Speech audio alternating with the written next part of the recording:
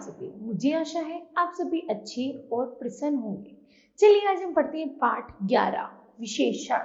ठीक है, करते हैं इस पाठ की शुरुआत। आज श्रेया के जन्मदिन पर उसकी माँ ने लड्डू बनाए हैं। उन्होंने लड्डू में कौन कौन सी चीजें कितनी मात्रा में डाली है, लड्डू कैसे बने हैं, श्रेया का घर कैसे सजाया गया है, पढ़िए और समझिए। आज श्रेया का 20वां जन्मदिन मनाया जा रहा है। वह लाल सूट पहने हुए है। उसकी माँ ने उसके लिए बेसन के लड्डू बनाए हैं। उन्होंने 1 किलो बेसन और आधा किलो घी लिया है। उन्होंने उसमें 2 किलो चीनी और 1 पाव किशमिश भी डाली। इन सबको मिलाकर उन्होंने स्वादिष्ट लड्डू बनाए। लड्डू देखकर सबके मुंह में पानी आ गया। लड्डू स्वादिष्ट एवं मीठे थे। श्रेया की सहेलियां आई हैं। उन्होंने घर को रंगीन गुब्बारों एवं लाल पीली झालरों से सजाया है। घर के सभी सदस्य बहुत खुश हैं। उपयुक्त अनुच्छेद में रंगीन शब्दों पर ध्यान दीजिए। ये शब्द वाक्यों में आए संज्ञा या सर्वनाम की विशेषता बता रहे हैं। ऐसे शब्दों को विशेषण कहते हैं। विशेषण शब्द संज्ञा या सर्वनाम के गुण दोष बताते हैं। ठीक है, चलिए पढ़ते हैं इसे परिभाषा के माध्यम से। ऐसे शब्द जो संज्ञा या सर्वनाम की विशेषता बताते हैं उन्हें विशेषण कहते हैं। क्या कहते हैं उन्हें? विशेषण। ठीक है, आगे है वाक्यों में विशेषण शब्द की पहचान के लिए संज्ञा शब्दों के साथ कैसा या किसका लगाकर प्रश्न करने पर जो उत्तर प्राप्त होता है वही विशेषण होता है। जैसे पेड़ से पके फल गिरते हैं। मैं 1 लीटर तेल लाई। अर्थात पेड़ से कैसे फल गिरते हैं? तो पके। कैसे फल गिरते हैं? पके फल। तो पके क्या है? फलों की विशेषता है। जो विशेषता बताते हैं उन्हीं को हम विशेषण शब्द कहते हैं। आगे है कितना तेल लाई? तो वो कह रहा है 1 लीटर। 1 लीटर क्या है? विशेषण है। यहाँ संज्ञा या सर्वनाम की विशेषता बताने वाले शब्दों को विशेषण कहती है, लेकिन जिन शब्दों की विशेषता बताई जाती है उन्हें विशेष्य कहते हैं। जैसे बगीचे में सुंदर फूल खिलते हैं। तो सुंदर क्या है? विशेषण। और फूल क्या है? फूलों की विशेषता बता रहा है, तो यह है विशेष्य। ठीक है, इसी तरह पेड़ पर 10 बंदर बैठे हैं। तो बंदर कितने हैं? 10। तो ये हो गया विशेषण। और किसकी विशेषण बता रहे हैं? बंदरों की। तो ये हो गया विशेष्य शब्द। ठीक है बच्चों, उसी तरह विशेषण शब्द संज्ञा अथवा सर्वनाम के गुण, आकार, दोष, संख्या, मात्रा आदि का बोध कराते हैं। उन्हें विशेषण कहते हैं। विशेषण के भेद। विशेषण के 4 भेद होते हैं। गुणवाचक विशेषण, संख्यावाचक विशेषण, परिमाणवाचक विशेषण और संकेतवाचक अथवा सार्वनामिक विशेषण। ठीक है, चलिए पहला करते हैं गुणवाचक विशेषण। जो शब्द संज्ञा या सर्वनाम शब्दों के गुण, दोष और स्वरूप आदि का बोध कराते हैं उन्हें गुणवाचक विशेषण कहते हैं। जैसे सुमित एक ईमानदार लड़का है। बगीचे में छोटे छोटे रंग बिरंगे फूल हैं। तालाब में बहुत बड़ी मछली है। ग्रामीण रहन सहन साधारण होता है। नेहा मीठी वाणी बोलती है। श्री राम ने पापी रावण का वध किया। अर्थात प्रयुक्त वाक्य में ईमानदार, छोटे छोटे, रंग बिरंगी, बड़ी, ग्रामीण, मीठी, पापी आदि शब्द संज्ञा या सर्वनाम की विशेषताओं का बोध करा रहे हैं। क्या कर रहे हैं? विशेषताओं का बोध करा रहे हैं। अतः ये गुणवाचक विशेषण है। गुणवाचक विशेषण में संज्ञा या सर्वनाम की प्राय निम्नलिखित विशेषताएं बताई जाती हैं। जैसे गुण, गुण है भला, दयालु, अच्छा, परिश्रमी, भोला, धार्मिक आदि। दूसरा है आकार, आकार में है छोटा, बड़ा, गोल, लंबा आदि। फिर है रंग, रंग कैसा है पीला, नीला, हरा, लाल आदि। फिर है स्वाद, स्वाद है चटपटा, खट्टा, मीठा, तीखा आदि। फिर है दोष, दोष है दुष्ट, बेईमान, झूठा, पापी, आलसी आदि। फिर है स्थान, स्थान में शहरी, ग्रामीण, नागरिक, भारतीय आदि। फिर है दशा, दशा है स्वस्थ है, पतला, मोटा, गीला, रोगी, अमीर, दरिद्र आदि। आगे है स्पर्श, स्पर्श है जैसे मुलायम, गरम, ठंडा, कोमल आदि, है ना। तो आगे है नंबर 2 पर संख्यावाचक विशेषण।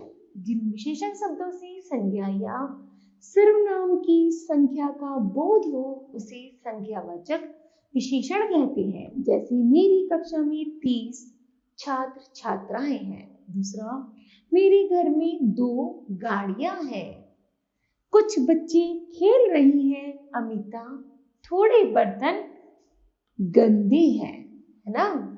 उपयुक्त वाक्य में 30, 2, कुछ तथा थोड़े शब्दों के माध्यम से संख्या संबंधी विशेषताओं का बोध होता है, अतः ये संख्यावाचक विशेषण है। ठीक है। संख्यावाचक विशेषण के भेद, संख्यावाचक विशेषण के 2 भेद होते हैं। पहला निश्चित संख्यावाचक विशेषण और दूसरा अनिश्चित संख्यावाचक विशेषण। पहला है निश्चित संख्यावाचक विशेषण। जिस विशेषण शब्द से संज्ञा या सर्वनाम की निश्चित संख्या का बोध हो उसे निश्चित संख्यावाचक विशेषण कहते हैं। जैसे मुझे 1 गिलास पानी दे दो। शिवांश ने वाद विवाद में प्रथम स्थान प्राप्त किया है। मुझे लाइब्रेरी से 4 पुस्तकें लेनी है। श्रेया 4थी मंजिल पर रहती है। ओके। उपयुक्त वाक्यों में 1 गिलास, प्रथम स्थान, 4 पुस्तकें, 4थी मंजिल शब्दों से निश्चित संख्या का बोध होता है, अतः ये निश्चित संख्यावाचक विशेषण है। ठीक है। आगे है अनिश्चित संख्यावाचक विशेषण।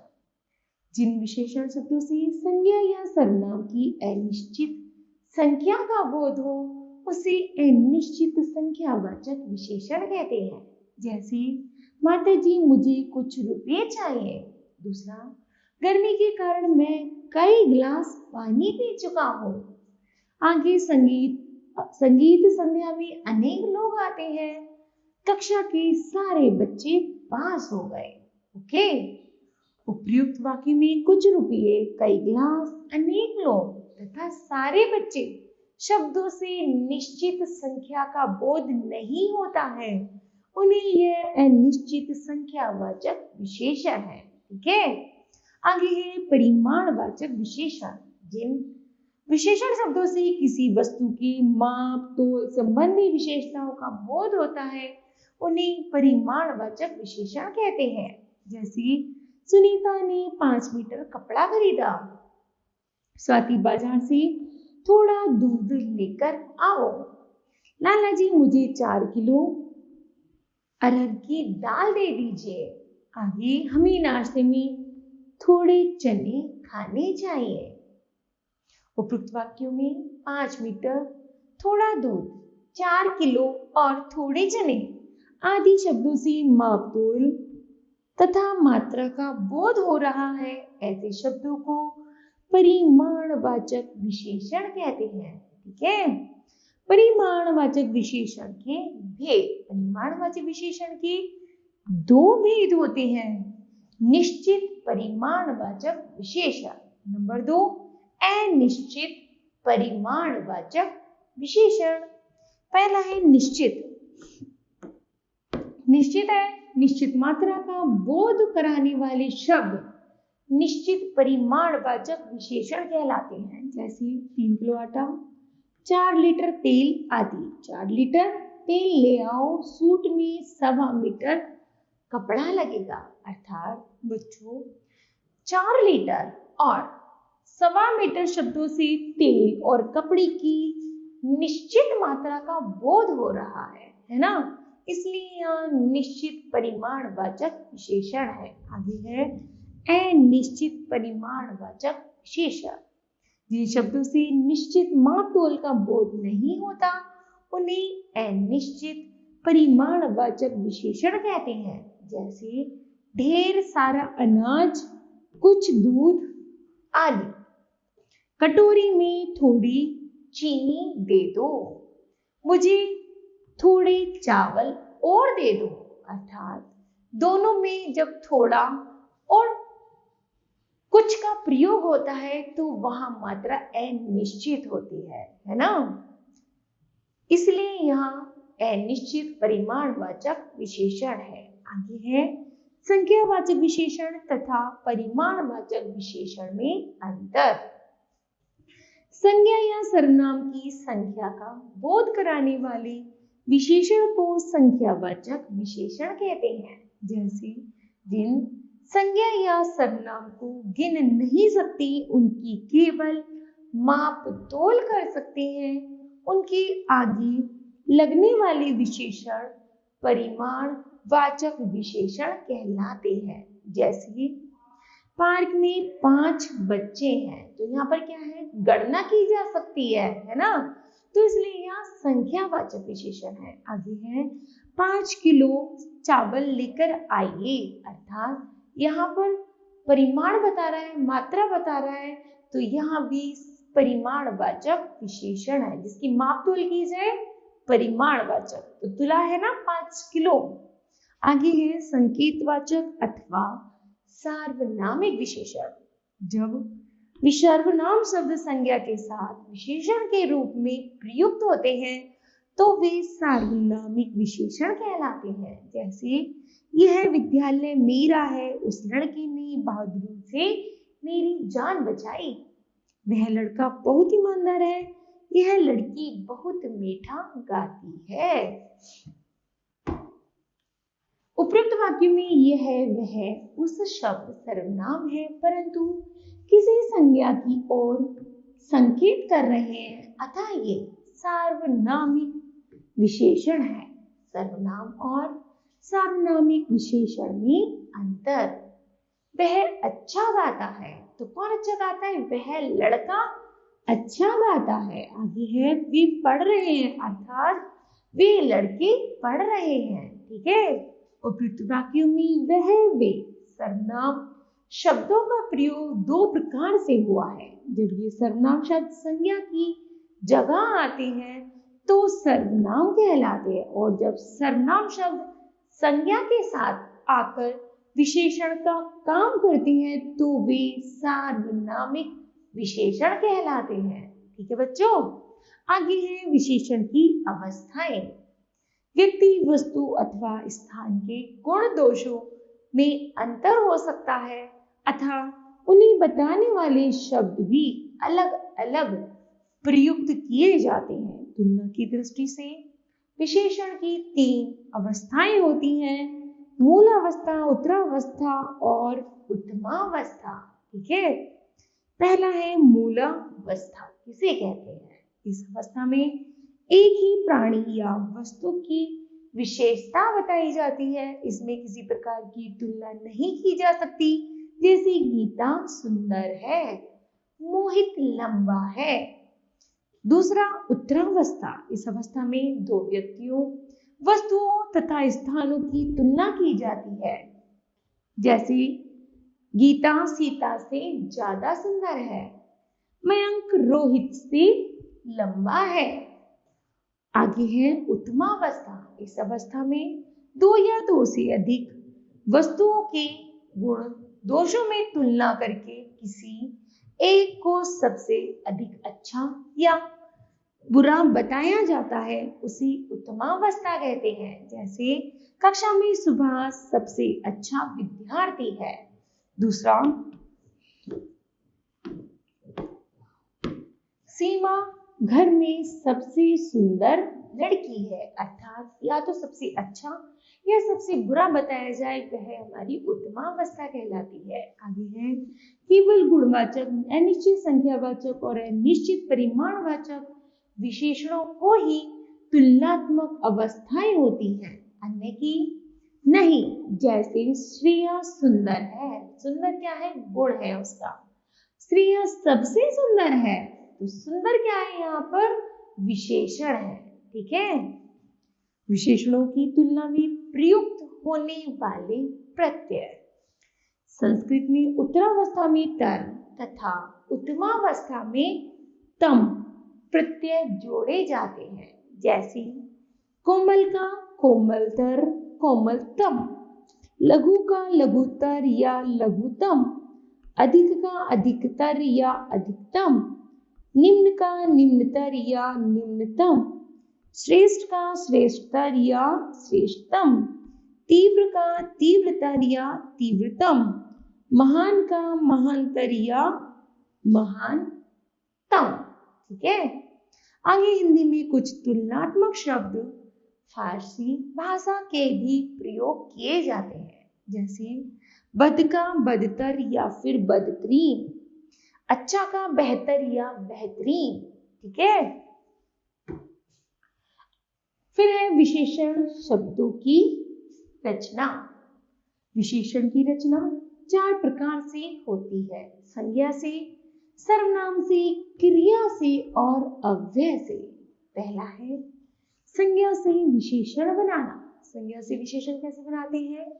मूल का मौलिक, दया का दयालु, प्यास का प्यासा, धर्म का धार्मिक, समाज का सामाजिक, स्वर्ग का स्वर्गीय, चमक का चमकीला, सांप का सपेरा, चाचा का चचेरा, ज्ञान का ज्ञानवान, गुण का गुणवान, बल का बलवान, अंत का अंतिम। आगे है धन का धनी, भोग का भोगी, रूप का रूपवती, थाने का थानेदार, भारत का भारतीय, दिन का दैनिक, इतिहास का ऐतिहासिक, इच्छा का इच्छिक, जीव का जीवित, घृणा का घृणित, काम का कर्म, अधिकार का अधिकारी, युग का युगीन, रोग का रोगी।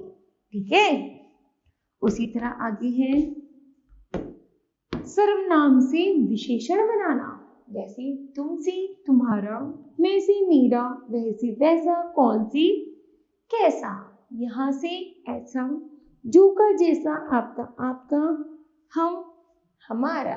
ठीक है, फिर है क्रिया से विशेषण बनाना। भागना का भगोड़ा, भूलना का भुलक्कड़, बेचना का बिकाऊ, उड़ना का उड़ाऊ, टिकना का टिकाऊ, पीना का पियक्कड़, लूटना का लुटेरा, खाना का खाओ, पटका पठित। ठीक है, आगे है अव्यय से विशेषण बनाना। भीतर का भीतरी, ऊपर का ऊपरी, नीचे का निचली, बाहर का बाहरी, पीछे का पिछला, आगे का अगला। इस तरह आदि शब्दों से विशेषण बनाए जाते हैं। ठीक है, आगे है प्रविशेषण किसे कहते हैं। ठीक है, कुछ शब्द विशेषणों की विशेषता बताते हैं, उन्हें प्रविशेषण कहते हैं। जैसे मीना का घर बहुत बड़ा है, अर्थात मीना का घर बड़ा है, बड़ा क्या हुई? विशेषण। और बहुत बड़ा है तो बहुत हो गया यहाँ पर प्रविशेषण, अर्थात विशेषण की भी विशेषता बताने वाले शब्दों को प्रविशेषण कहते हैं। दूसरा है वह काफी बड़ा पेड़ है।